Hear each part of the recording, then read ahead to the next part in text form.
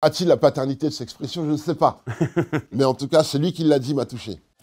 Ma vérité, c'est des enfants heureux, je suis content à haute cause. Aux autres, je laisse les boniments des fausses causes. Le contexte, c'est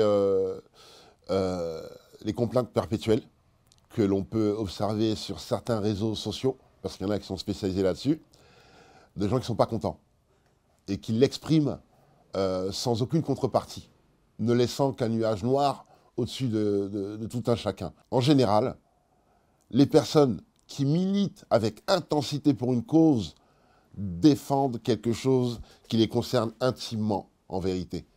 Voilà. Et donc, trouver une cause pour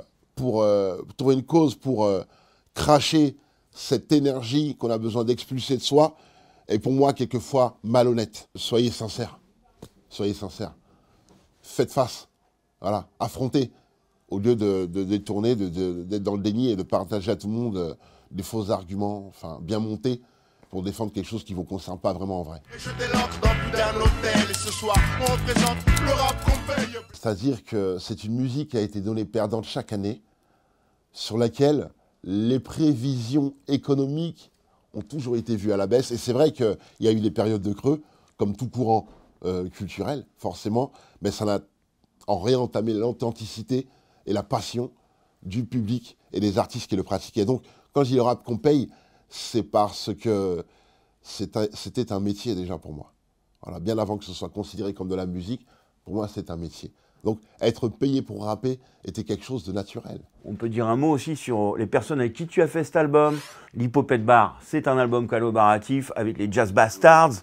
Quelques mots peut-être? J'étais avec des musiciens qui devaient représenter, à leur âge, l'âge où je les ai rencontrés, déjà une 60aine d'années de musique, cumulée, d'expérience musicale. C'était une alliance, la Sainte Trinité. La preuve, j'ai dû faire plus d'une centaine de concerts suite à ce projet qui n'était pas prévu du tout. Voilà. Vive l'Hippopète Bar. Vive la musique, je dirais. En vieillissant, de moins en moins de plumes poursuivre. C'est pour dire que le temps passe et que nos ressources sont amenées à différer d'un moment. C'est-à-dire que je me rappelle toujours de cet athlète, ce grand athlète qui disait « Un jour, je ne courrai plus les 100 mètres en 10 secondes. » Et il faut le savoir. Et il y a toujours cette phrase que j'ai toujours en tête qui dit « Si jeunesse savait, et si vieillesse pouvait ». Et c'est une manière de dire qu'on n'aura pas toujours la même force qu'à un moment donné. Forcément, de moins en moins de plumes poursuivre. C'est comme si nous étions des oiseaux qui seraient amenés à moins pouvoir voler loin ou aussi vite qu'à un moment et donc voir la vie autrement. J'insulte pas, j'articule. Ton nombre de followers, c'est un matricule. Lorsque je dis j'insulte pas, j'articule, c'est une question de bienséance, de nuance, une question diplomatique, une question de poésie aussi. Et quelquefois, c'est bien plus dur d'entendre la vérité que d'être insulté. Toi, tu es un peu de l'école MC Solar. Oui. C'est-à-dire que pas de gros mots. Non. Les gros mots, c'est la facilité. C'est déjà entendu. Et on peut dire tellement de belles choses à la place d'un gros mot en voulant dire la même chose. Puis, moi, je suis quelqu'un de très sensible. Je pèse les mots, donc une insulte, voilà, pourquoi? Je comprends que ça puisse être une réaction impulsive, mais lorsque c'est destiné, il y a des manières de partager qui sont beaucoup plus communicatives, vraiment. Puis c'est pas faire honneur à ses parents. Le rap, une sous-culture, mais quelle idée! Ce sont des propos de fils de canidé. Un passage qui a beaucoup tourné sur les réseaux, d'un artiste. Je pense que le rap est une sous-culture, d'analphabète. Donc plein de formules, plein de punchlines, mais qui n'a pas le courage d'en faire des chansons, qui tournent, donc qui touchent, qui plaisent, qui brusquent. Et le travail est très bien fait. Donc je me suis senti concerné par cette punchline. Parce qu'il s'agit d'une trentaine d'années de partage, de sacrifice, d'aller au-dessus de ce que pense la société, des convictions, de se défendre, de pratiquer un art, de ces cultures. La qualifier de sous-culture, pour moi, était une injure telle qu'il fallait que je trouve quelque chose à la hauteur de la manière dont j'étais touché. Donc ça m'est venu comme ça.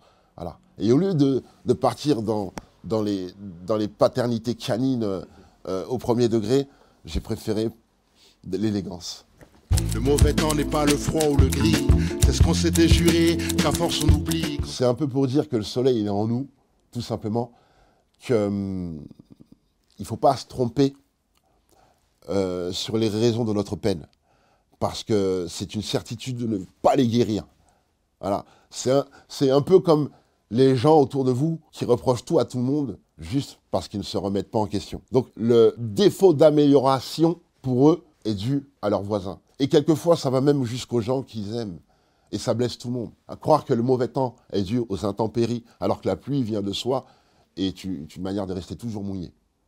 Voilà. Bref, au fond, tous la même souffrance. Dès l'enfance. Ce morceau qui m'est tombé dessus, je dirais, auquel j'ai réfléchi peut-être 6 mois, c'était une interrogation d'une espèce de dissonance que je percevais très souvent chez les personnes qui traversaient des moments de peine. Je cherchais le point commun, le fil, et j'en suis arrivé à l'enfance. J'ai réfléchi aux conséquences de l'enfance sur la vie d'adulte. Je me suis dit, mais t'es arrivé aussi. Puis plus tard, j'ai lu, on passait toute sa vie à régler les problèmes d'enfance.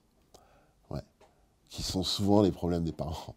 Personne n'est foncièrement méchant. J'ai connu des gens durs dans ma vie, hein, très très durs. Et même eux avaient une petite lumière en eux. Et j'ai toujours fini par me rendre compte que cette apparente méchanceté venait souvent de l'enfance. Parce que quand tu es enfant, t'as cette innocence. Et donc, tout ce que tu prends t'imprègne, aussi bien le bien que le reste, et te poursuit toute ta vie. Koiba, Chivas, j'ai réussi ma life. Un nouveau Moulinet, j'ai réussi ma life. Dès que le mot Moulinet est évoqué, je suis en pleine mer, 500 l'iode. J'ai quelque chose dans la main et j'attends que le fil se tende et c'est à coup qui fait qu'on va passer un très beau moment et peut-être un dîner incroyable le soir même. Sûrement à la croûte de sel, le poisson. Ouais, un chapon, un morceau de thon, parce que j'ai des amis qui ont les bails. Voilà, pour dire qu'on ne pêche pas le thon illégalement. Un bon maquereau, en papillote. Je sais pas moi, tu vois. Là, tu as parlé du mot moulinet. Voilà, c'est tout ce que ça m'évoque. Les sorties de pêche, les rigolades, la nature. Tu viens de me donner des moments de bonheur qui évoquent des moments que j'ai passés et que je vais passer encore. Des moments garantis. Voilà. Réussir sa life, c'est ça.